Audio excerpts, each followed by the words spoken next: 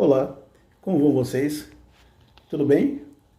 Hoje eu estou aqui para conversar com vocês, né? A descoberta da minha doença, como eu havia dito no vídeo anterior, eu hoje irei falar para vocês, meus amigos, né, que sofrem da doença artrite reumatoide e que estão procurando um pouco de conhecimento em relação a ela, de paciente para paciente, não de médico para paciente.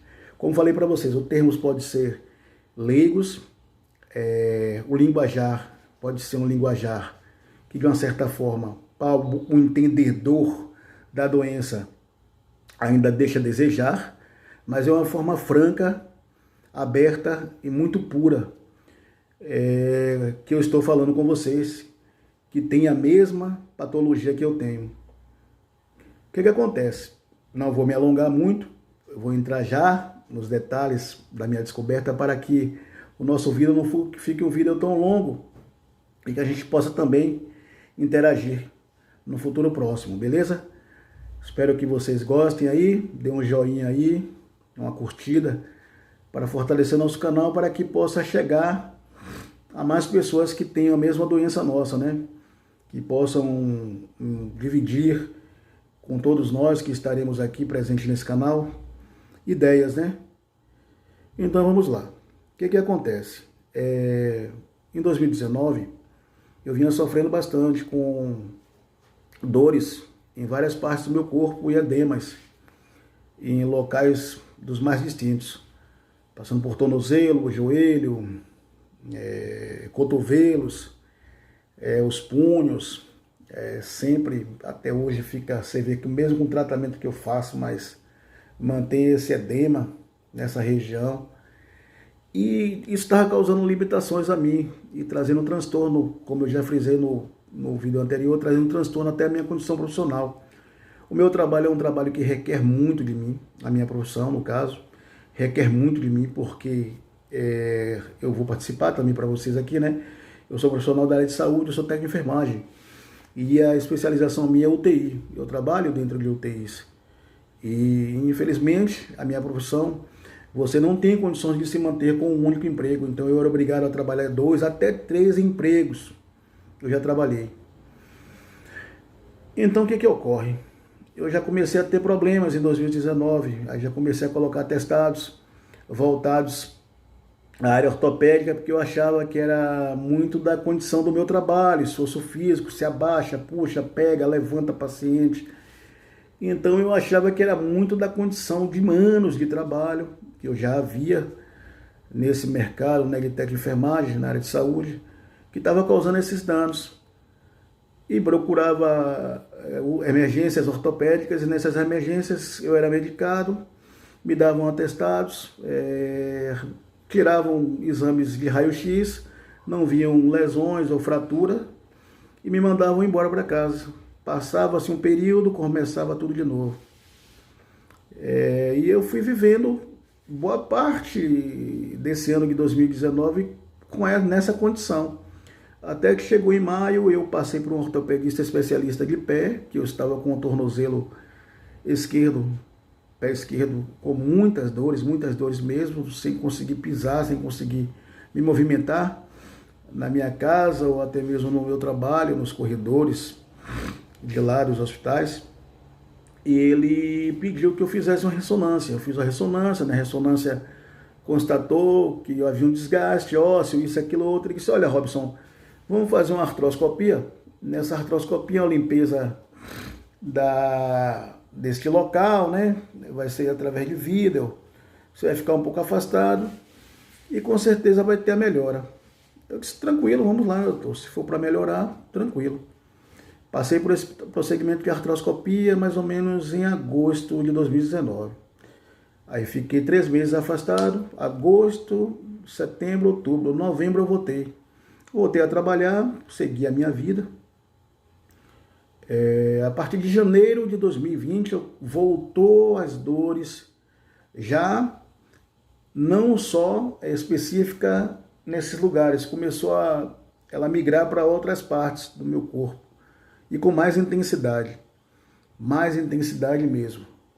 até que meu joelho chegou a um ponto de ficar com um edema importantíssimo, um inchaço que parecia que pegaram uma marreta e deram em cima dele. Eu não conseguia dobrar 15 graus, 30 graus, nada, nada, nada. E aquela dor intensa. Procurei unidades de emergências. Nessas unidades de emergência passei por 3 punções. Nessas punções não havia sangue, não havia líquido purulento, nada disso. Só um líquido mesmo amarelo, um líquido normal, né? Que você encontra nessa parte de joelho, né? Então eu disse, poxa, eu falo, doutor, o que que tá vendo? Ele, rapaz, eu não tô vendo nada aqui, cara. Os seus exames estão dando muito bons na parte ortopédica, não tô vendo. Há um pequeno desgaste, mas você tá com sobrepeso. Na época eu estava com sobrepeso realmente, bem a mais do que hoje eu tenho. Mas eu não vejo assim que a ponto de até lhe levar a uma cirurgia. Eu lhe indico que você procure um reumatologista. Eu desconhecia, claro, o que era a condição de um médico reumatologista, né? Ouvia falar, via até, muitas das vezes, muitos deles clinicarem em hospitais que eu trabalhei, mas nunca me atentei. Porque na minha visão também leiga, eu achava que o reumatologista ele trabalhava mais com pacientes com lúpus, pacientes com leucemia, tipo psoríase, essas coisas assim, né? Eu não imaginava que o reumatologista trabalhasse com essa parte que, para mim, naquele momento, eu achava que era ortopédica, né? Eu disse, mas isso aí tem a ver o quê? Eu falei, rapaz, procurei. Esta aí foi a chave da virada para mim. Que ao procurar um médico aleatório, que atendesse ao meu plano da época, eu conheci essa médica chamada doutora Vanessa Fonseca, que atende aqui em Salvador em várias clínicas. Médica top, top, top, top mesmo. Como ser humano e como médica. E essa médica fez com que a minha vida tomasse um novo rumo. Que lá na frente eu irei participar para vocês. Então eu procurei essa médica mais ou menos em setembro de 2020. Eu a procurei. Contei o caso a ela, falei sobre todas essas condições, que eu passei por uma cirurgia pô, Robson. Primeira coisa que ela me disse é o seguinte, você não vai precisar passar mais por cirurgia. Isso aí já me deu uma confiança nela do tamanho do mundo. Eu disse, mas como assim, doutora? Eu disse, não, olha, se seu caso realmente for o que eu estou imaginando, a gente vai estar, nosso tratamento é totalmente voltado para isso aí. Então você vai perder esse temor de que você sempre vai ter que fazer uma cirurgia aqui ou em outro determinado lugar da condição ortopédica, né, que eu achava. Eu disse, eu tenho certeza, doutora, mas vamos fazer os exames. Ela me deu uma bateria de exames para fazer, desde hepatite, HIV e etc., como muitos de vocês fizeram, né, para descartar realmente também outro tipo de doença, né, que viesse a causar a condição da imunidade, em que baixasse a tal ponto que causasse esses danos totais, assim, que levam à artrite reumatoide. Foi aí que ela,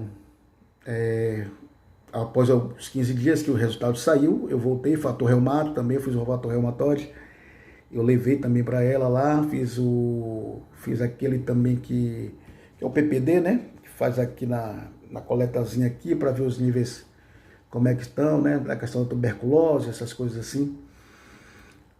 Isso eu estou falando com vocês de uma forma um pouco leiga, mas é o que eu acho que muitas de vocês aqui passaram, né? Até pesquisando aí vocês irão ver. Então o que que acontece? Ao levar esses exames para ela, ela olhou atentamente e me disse, olha, Robson, eu tenho uma notícia boa e uma ruim. A boa é descartando para você a condição de que a sua doença é uma doença mais grave, tipo até um HIV, né, uma leucemia ou qualquer outra coisa que viesse a causar um dano maior ao meu corpo, né, e a minha mente psicológica. Ela me disse que tratava-se da artrite reumatoide, que é uma doença que acomete de 5 mulheres um homem, mas que infelizmente ocorre, e que ela é uma doença autoimune. Isso ela me falando no dia, né? Mas o bom é que ela foi muito clara, muito aberta, e foi participando já tudo para mim. É uma doença autoimune, é uma doença que não tem cura, mas é uma doença que consegue se viver, consegue se trabalhar, consegue desenvolver a sua vida dentro da normalidade a partir do momento que você venha a tratar ela com antecedência. Então, ela me disse que nós iríamos dar início a ações medicamentosas e novos exames trimestralmente para ver como é que as taxas iriam estar, se iria evoluir, se iria baixar, se a gente iria investir uma medicação aqui ou outra ali. E eu acatei e decidi, né, dar início ao tratamento mesmo porque eu não tinha muito por onde correr. E neste momento, já estava num nível bem absurdo de dores e de edemas em vários locais, a ponto de, neste mesmo ano, logo depois que eu soube dos resultados que ela me deu, através de relatório de tudo, um mês após, que foi mais ou menos em novembro de 2020, eu não tive condições de trabalhar e fui afastado durante o X período. Depois desse afastamento, mais outro período que me levou ao INSS, né? Ao benefício por auxílio doença. Que é isso, eu vou chegar para vocês e no outro vídeo e vou participar para vocês. O que é que eu posso falar da doença em si?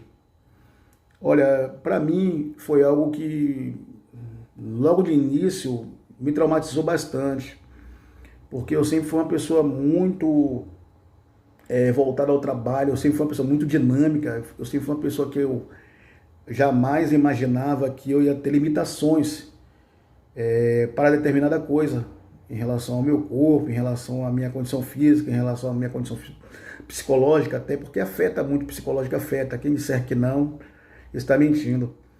Então aquilo para mim, ao primeiro momento que recebi essa notícia, foi algo que me abalou bastante, foi algo que me deixou muito mal mesmo, para eu participar para meus filhos, eu tenho um casal de filhos, né? E minha esposa, foi algo que me chocou bastante, assim, me deixou muito abatido. E para assimilar isso foi duro, principalmente por uma das frases que ela colocou, né, em relação à doença, que era uma doença autoimune, que não existia cura para ela. Então, na minha forma leiga de ver naquele momento, no meu desespero, eu achava que era uma doença que me levaria até a morte precoce, com uma certa rapidez, mas aí ela também foi me instruindo, conversando. Eu procurei ler sobre a doença, eu procurei pesquisar sobre a doença. Hoje existe o Google aí, tem o próprio YouTuber, o qual eu estou participando para vocês um pouco da minha história, dividindo com vocês, né, para a gente interagir. E com isso eu fui tendo um entendimento assim do como lidar com ela, né, ela que eu falo a doença, e como trabalhar a minha mente para que meu futuro fosse voltado a esse tratamento. Pessoal, é o seguinte, eu vou parando por aqui, né? Eu vou parando por aqui para não alongar muito o vídeo e de repente até ficar entediado, né? Um pouco de tédio, a pessoa já ficar de saco cheio. Eu vou parando por aqui e o que acontece? A gente volta a se falar no próximo vídeo, aí eu irei participar para vocês o pós-descoberta da doença, como se procedeu, o andamento, né, da minha condição medicamentosa, da minha condição de tratamento e etc. Beleza? E tem muita história ainda aí, viu? Aguardem aí que tem muita coisa aí pra gente conversar, pra gente debater, pra gente discutir, pra gente dialogar, dividir opiniões. Eu espero que vocês dêem um joinha aí, beleza? Dê aquela curtida, comentem, para que nesse comentário eu possa também estar interagindo com vocês e estar falando como é que está a minha condição hoje. Mas no próximo vídeo eu vou passar mais algumas coisas. Valeu? Um abração, galera. Deus abençoe.